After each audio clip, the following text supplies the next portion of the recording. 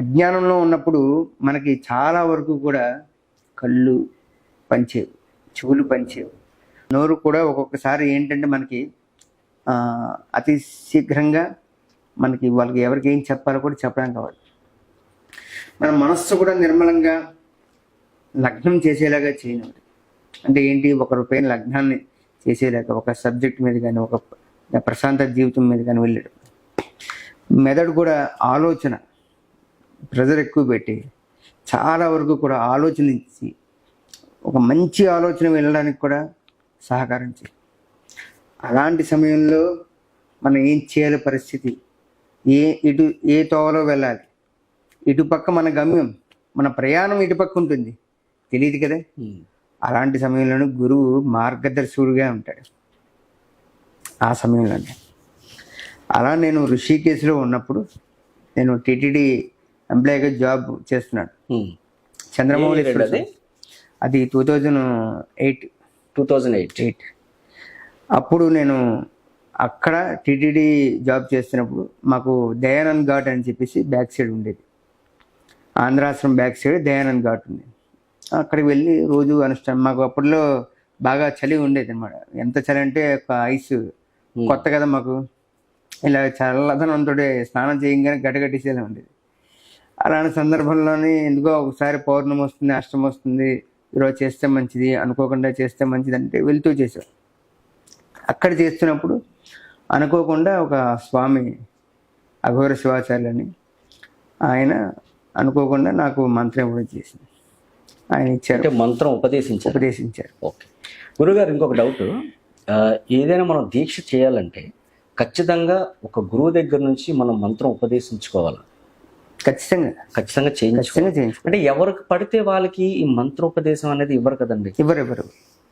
ఎవరికి పడితే వాళ్ళకి ఇవ్వరు. ఇది కూడా ఉపదేశం తీసుకున్నటువంటి వ్యక్తి అతను గురువుతో సమానంగా ఉంటాడు. గురువుతో సమానంగా ఉండి అతని మనస్సుకి భైరవుడు అయితే భైరవుడు, అమ్మవారు అయితే అమ్మవారు, ఫలానా దేవత ఏ దేవత ఉపదేశం తీసుకుంటారో ఆ దేవత ప్రశ్నాసారం రూపంలో వాళ్ళకి మంత్రం ఇవ్వచ్చా ఇవ్వకూడదా, పరీక్ష పెట్టాలా వద్దా అని చెప్పి నిర్ణయిస్తారు. మంత్రం ఎవరికి పడితే వాళ్ళకి ఇవ్వడం లేదు. అది కూడా మంత్రం ఇవ్వాలి అనుకుంటే కనుక వాళ్ళు ఏ దేవతకు ఉపదేశం తీసుకుంటారో ఆ దేవత వాళ్ళకి ఆల్మోస్ట్ చెప్తుంది ఆల్రెడీ, ఇవ్వచ్చు ఇవ్వకూడదా. అర్హత లేని వాళ్ళు ఒకవేళ తీసుకుందామని పట్టుబట్టి తీసుకున్నా వాళ్ళకి శిక్ష అంటే ఎలా ఉంటుందంటే, చెయ్యకపోతే తీసుకున్నంత వరకు సేఫ్ జోనే, తీసుకున్న తర్వాత చాలా వరకు వాళ్ళైతే మాత్రం వాళ్ళకి ఇప్పటిదాకా ఉన్నటువంటి ఏదైతే ఉంటుందో అంటే 3 పూట్ల తిని పర్వాలేదో సాగుతుంది అనుకునే వాళ్ళకి అది కూడా జరగడం కష్టమైపోతుంది. మానసిక ఒత్తిడి పెరిగిపోతుంది.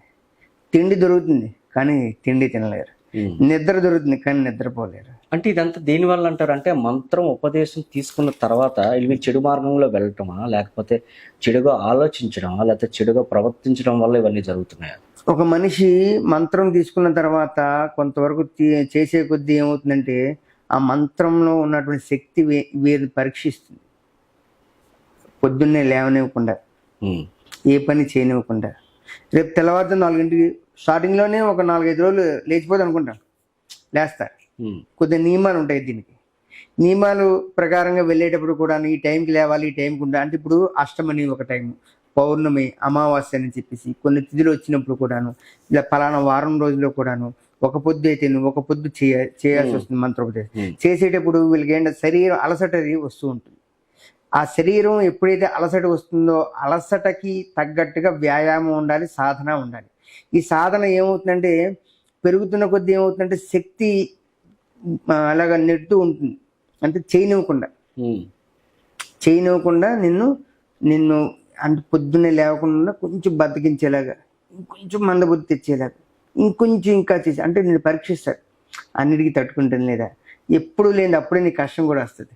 ఓకే, ఆ కష్టం కూడా ఇదేమిట్రా అంతా బాగానే ఉంది, మంత్రం తీసుకుంటే బాగుంటుంది కదా, ఇదైనా ముందు కష్టపడాలి. నువ్వు కష్టంలో కూడా దీని మీద నీకు శ్రద్ధతో, భక్తి శ్రద్ధలతో నువ్వు చేసావా లేదా, నువ్వు ఎంతవరకు దీన్ని వదిలేయకుండా దీనివల్లే నాకు ఈ కష్టాలు వచ్చాయి అని దీనిపైన నువ్వు చూపించకుండా, చెడు దృష్టి చూపించకుండా దీనిపైన ఉన్నటువంటి ఏదైతే ఉందో శ్రద్ధ కోల్పోకుండా ఉంటావా లేదా పరీక్ష. ఓకే. ఇప్పుడు చిన్నపిల్లవాడు ఇప్పుడు ఎగ్జామ్ రాస్తాడండి, రాస్తున్నప్పుడు ఏం చేస్తాడు, వాడు రాస్తున్న కొద్దీ వాడు బాగా 10కి 10 మార్కులు, 10కి 10 క్వశ్చన్స్ కూడా ఆన్సర్ చేస్తాడు. కానీ ఆన్సర్ చేసినప్పటికి కూడా ఎక్కడో రైటింగ్ తేడా వస్తుంది. రైటింగ్ తేడానో లేదంటే ఇంకోటానో 2-3 మార్కులు తగ్గుతాయి. వీడేమంటే నేను 10కి 10 రాస్తాను కదా, నాకేం తగ్గి అంటాడు. అంటే 10కి 10లో నాకు తగ్గాయి అంటే నేను ఇంకేం చేయాలి అని ఆలోచించాడు కదా.